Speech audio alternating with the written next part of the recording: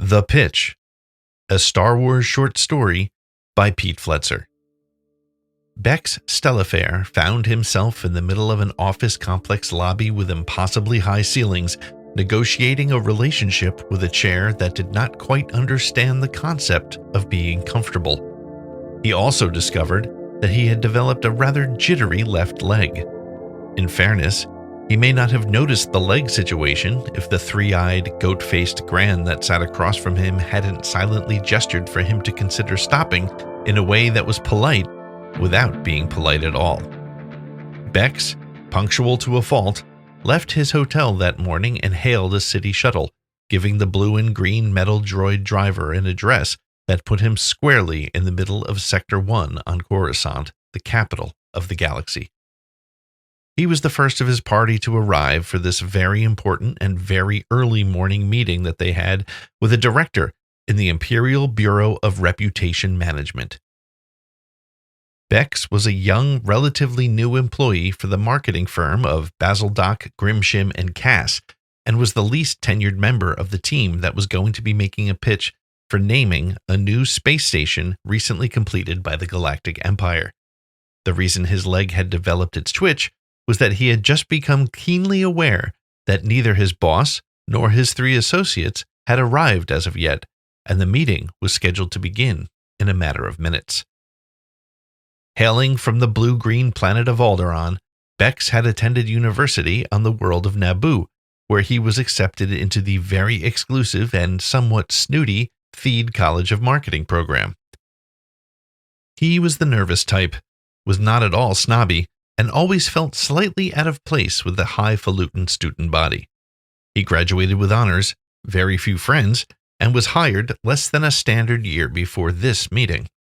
The mystery of how he got pulled into the pitch team for this high-profile opportunity was a question he tried to avoid considering, as it exacerbated his nerves and caused the physical manifestations such as the aforementioned uncontrollable leg twitching. His title was Junior Account Assistant, and this meant that his primary function on the team was to ensure that the holoprojector worked, the hot calf was on time, and to meticulously monitor for stray hairs on his colleagues' heads before, during, and after the presentation. As his anxiety continued to surge, Bex inadvertently made eye contact with the attractive young receptionist wearing a sharp black Imperial uniform and perpetually addressing a never-ending stream of comm calls with a tight smile and an incessant, "IBRM, please hold. IBRM, please hold." The cheeriness in her voice was as false as her long nails, but when she looked at Bex, it captivated him, put him at ease, and even, imperceptibly, caused his leg to stop twitching. He found himself fantasizing that if he won this pitch, he might have the chance to see her regularly. Perhaps she'd get to know him, and they would share inside jokes about his routine visits.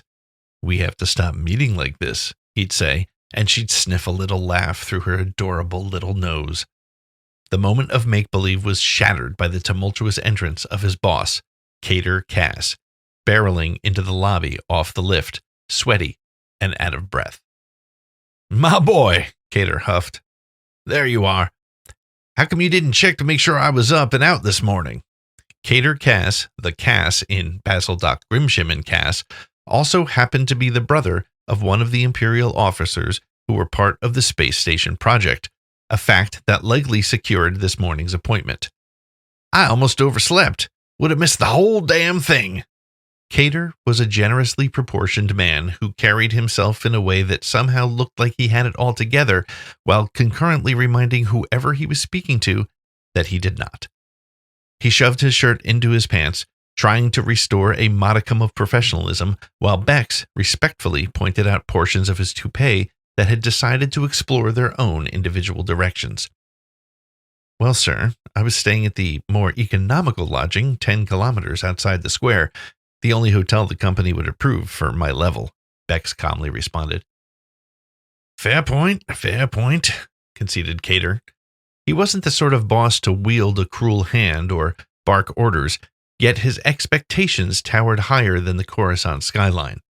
He leaned heavily on his team, recognizing his own knack for delegating over doing, something the firm had come to terms with long time ago, and probably why he was now a partner.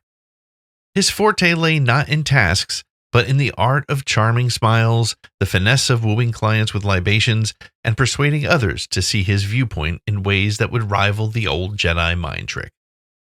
"How in the galaxy did you make it back to your hotel last night? We were really in the thick of it, weren't we?"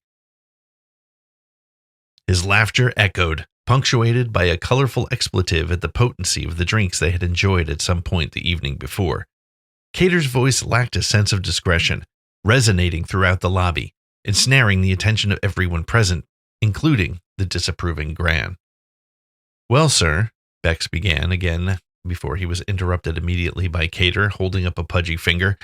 He suddenly realized something terribly important. Wait a moment," he said, looking slowly around the lobby. "Where's Targus, Blendham, and that other guy?" "Rusby," offered Bex. These were the names of his colleagues, crucial members of this important pitch team, poised to present the Imperial Bureau of Reputation, and Cater had just noticed that they were absent from the current situation. Bex had no idea where they were, and was as surprised as Cater Cass that they were not with him. The last time Bex Stellafaire saw them all together was when he left the Droopy Tauntaun bar on level 2187 about 6 hours before. "I assumed they were with you." "Carabast," cursed Cater. "They aren't here?" he asked again, as if stating the obvious would somehow make it untrue. "Well, no, sir." At that moment, a golden protocol droid entered the lobby from the elevators behind the attractive receptionist and shuffled its way across the floor to Cater and Bex. "I am JD-19 at your service," it said in irritatingly polite tones. "I will be taking you to your meeting now. Please, follow me." I'm sorry, we're still waiting for," Bex protested. "We don't want to keep our empire waiting now, do we, son?" said Cass, putting an arm around the junior account assistant. Bex caught a whiff of the previous night's drink, smoke, and sweat as Cater Cass ushered Stellafaire into the lift, following JD-19's lead. As they approached the door, the droid stopped, let them in, and told them, "My colleague will meet you on the 486th floor. Thank you for visiting the Imperial Bureau of Reputation Management." With a soft swoosh, the door slid shut, and Bex felt his face go flush. The Galactic Empire was established several years before Bex and Cater made their way up to the boardroom, where they were about to have the most important meeting of their careers so far. It was not an ancient empire with thousands or even hundreds of years of tradition and experience. In fact, the Galactic Empire at this point was not even 20 years old. As a result, calling it an empire at all often seemed to Bex like a bit of an overstatement of fact, or, at the very least, a courageous bit of marketing. As such, when presenting portions of their government, military, and general oversight bodies, the Galactic Empire tended to opt for naming conventions that invoked a sense of intimidation. For example, while preparing for today's presentation, Bex's research revealed that many of the ships in the Imperial Navy had rather imposing names, such as Devastator, Bellicose, and Nemesis. There was one designation he found particularly puzzling, however: the Executor. The ambiguity left him perplexed as he contemplated whether it referred to the terrifying masked person or creature that was often sent to slaughter prisoners, Executor, or the even more terrifying person or creature charged with meting out the legal wishes of a final will and testament, Executor. However, as a marketing professional with an affinity for public relations, the message and value proposition that the Empire was attempting to get across was clear to Bex, if not at times slightly miscommunicated. As he continued his research and meticulously perused the project brief, Bex couldn't fathom how the name that Cass and the rest of the firm's partners had approved for a presentation would be received. Their recommendation did not pack any of the fear-inspiring punch that Bex believed the project called for. The name they were about to pitch was Imperial Fun Palace. And now that it was just he and Cater headed into the meeting, Bex was even more certain that it was simply not going to garner the hoped-for result. He had come up with a name he rather liked himself, but was not given the opportunity to present it. The thought simmered in his mind until his boss's voice pierced the hum of the lift, rocketing toward the top of the skyscraper.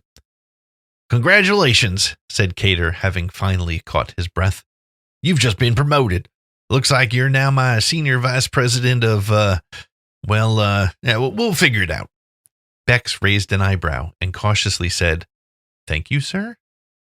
"What's your name again, son?" "Bex," he said. "Bex Stellafaire." "All righty, Dex," said Cater. "We're almost there."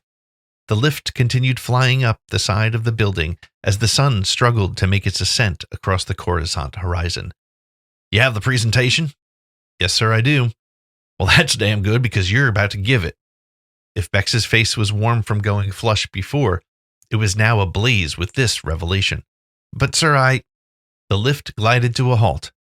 "Floor 486, announced the elevator in an uncompromising voice. The doors slid open, and Cater Cass pushed Bex Stellafaire, newly appointed senior vice president, through the door and into yet another lobby. Bex stole a glance back to ensure that his boss had followed him, and he was more relieved than he expected to be that he did. "I am HH27 at your service," chimed another gold droid. If the robot didn't go by another call sign, Bex would have been certain it was the same droid that left them in the lobby some 400 floors ago. "Please follow me to the conference room." The conference room exuded a monochromatic elegance, drenched in glossy black hues. From the obsidian walls streaked with Imperial white light bars to the round ebonite table dominated by a black communication sphere, the motif was relentless. Even the protocol droids stationed by the exit doors shimmered with fastidiously polished black metal plating. The thematic consistency was unmistakable, aligning perfectly with Bex's earlier research findings. Seated around the table were 3 Imperial officers. 2 youthful men sat flanking a stern-looking woman, their insignias displaying fewer colored squares compared to hers. She was draped in a stark white uniform, accentuated by a matching cape. The men were dressed similarly, although they were decked out in drab green. There was an awkward moment of silence until Bex's boss finally spoke up. "Hello there," he said with full marketing executive charm. "I am Cater Cass, one of the partners of Doc, Grimsham and Cass, and this," he motioned toward Bex, "is Dex Solarflare, my senior vice president of, He struggled to come up with a full appropriate title for his fresh-faced associate. "Well, of something," he laughed. Bex grinned sheepishly, the 2 younger officers smiled politely, and the woman in the white uniform remained still with her expression unchanged.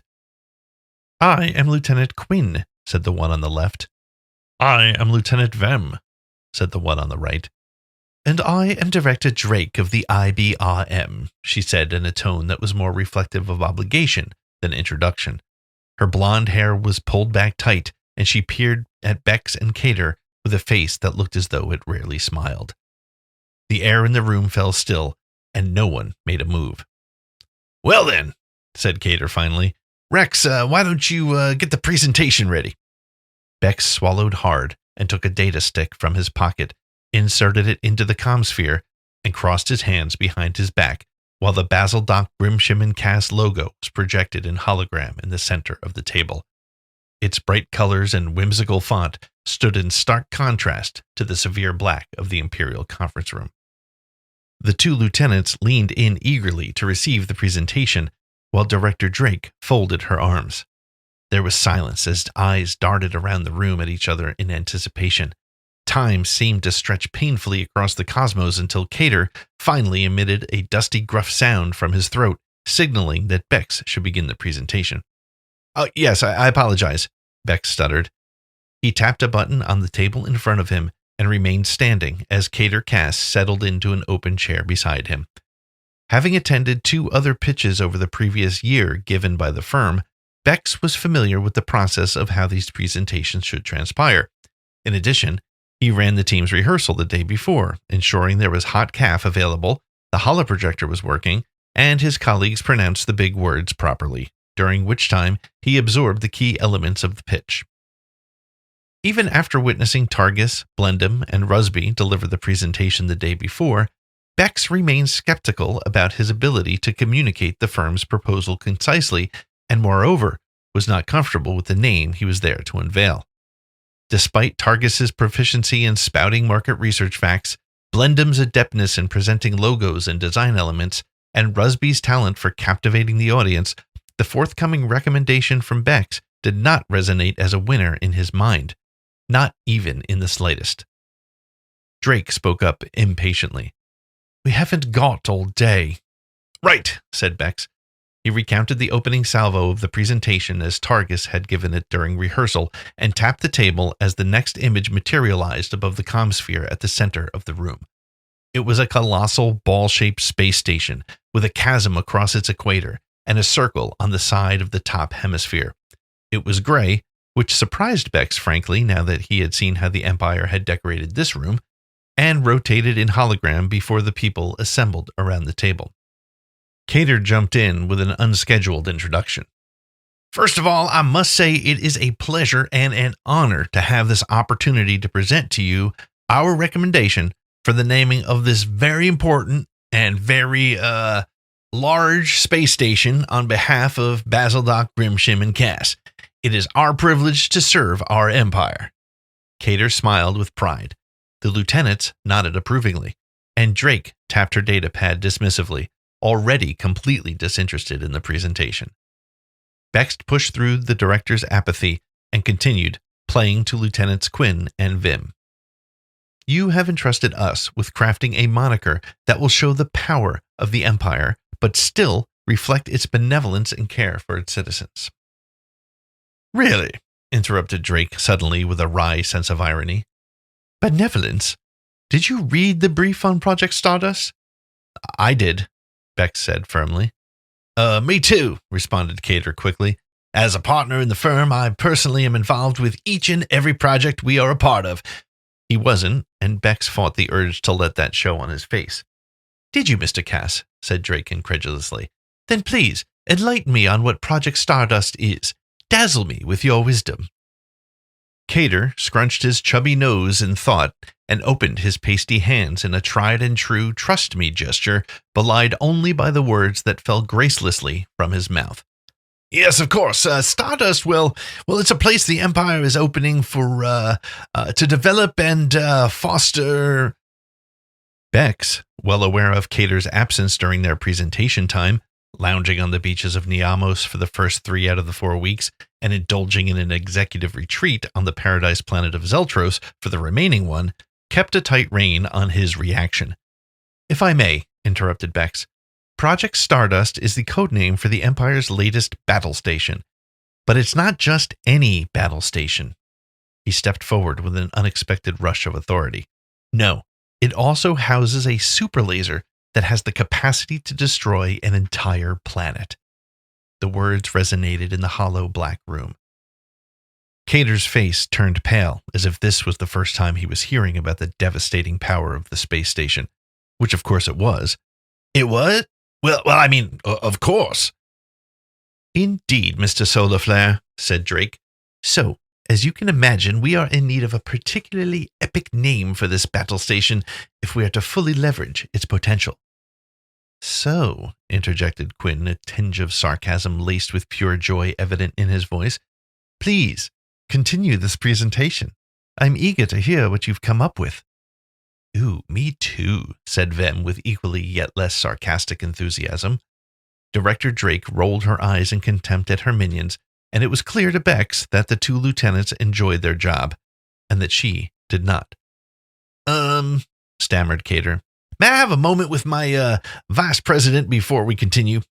Without awaiting a response, Cater Cass hurried Bex over to a dark corner of the already dark room and whispered urgently, "There is no way we can present the name that I approved."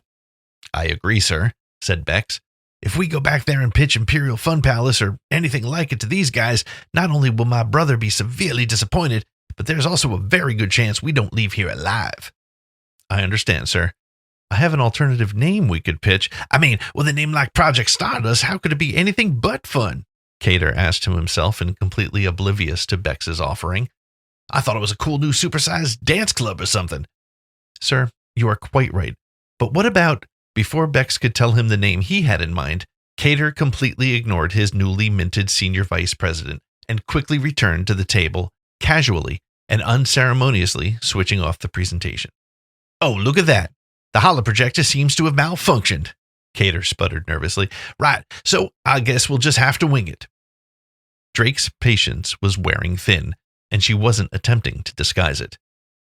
Cater started speaking again, desperate to muster the bravado that had helped him rise through the ranks of his firm. "So it seems that this super space station is in need of some super branding, something that quickly conveys its purpose, its true potential. That is why we, at Basildok, Grimshim, and Cass, are proud to present."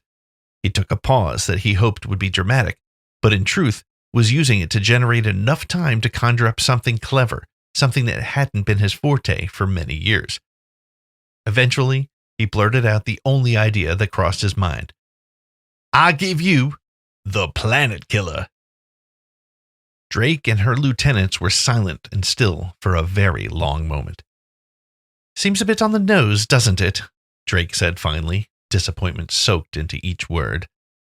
Cater was undeterred and continued to attempt to sell his pitch. "Well, yeah, that's what makes it great." The two Imperial lieutenants seemed to be considering it, but Drake remained nonplussed. Sensing Drake's disappointment, he changed tactics and offered, "But we're open to brainstorming here with you."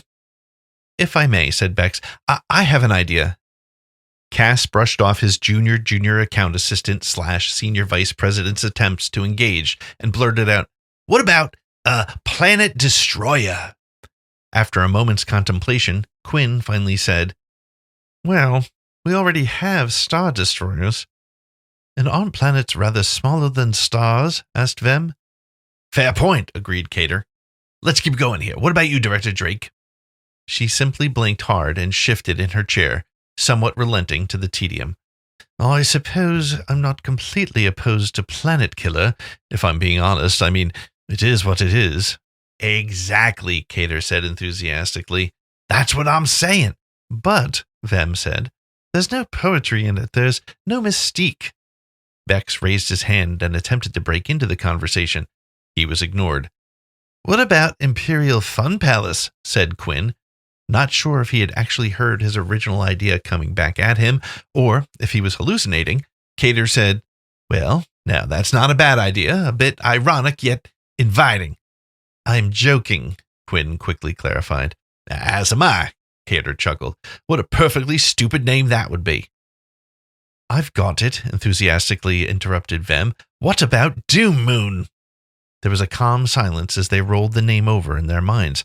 After a moment of reading the room, Director Drake uncrossed her arms and addressed the assembly.